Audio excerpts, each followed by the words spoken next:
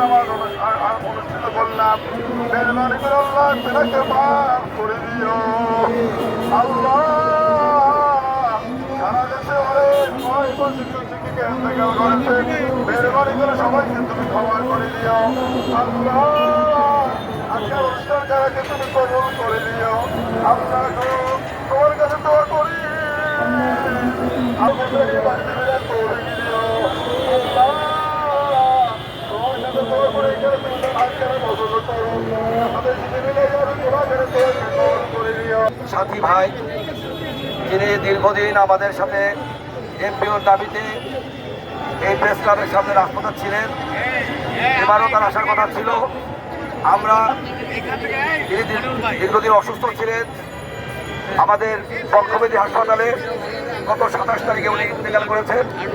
আমাদের এই সহযোদ্ধা ভাই কামাল উদ্দিন দীর্ঘদিন আমাদের সাথে এমপিওর দাবিতে আন্দোলনের রাজপথে ছিলেন। আমরা খুবই তার জন্য মর্মাহত, তার আত্মার মাগফিরাত কামনা করছি কামাল উদ্দিনের এবং তার পরিবারের সমস্ত পরিবারের সকলের প্রতি সমবেদনা প্রকাশ করছি।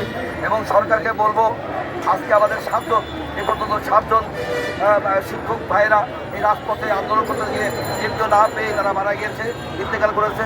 আল্লাহ তাদেরকে শহীদের মর্যাদা দান করুক।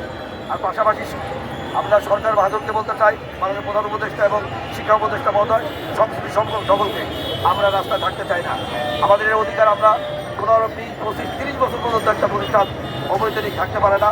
আপনারা মানবিক কারণে এবং বাংলাদেশের মৌলিক অধিকারের কারণে, একটা নাগরিক অধিকারের কারণে আপনারা এই ভিডিও ঘোষণা করবেন আজকেই ইনশাল্লাহ। আজকালকে ভিডিও ঘোষণা করবেন এই প্রত্যাশা করবো।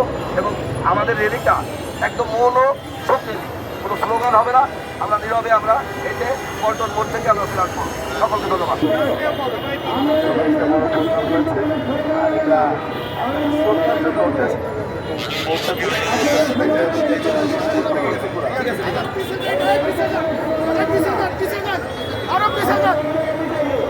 আছেন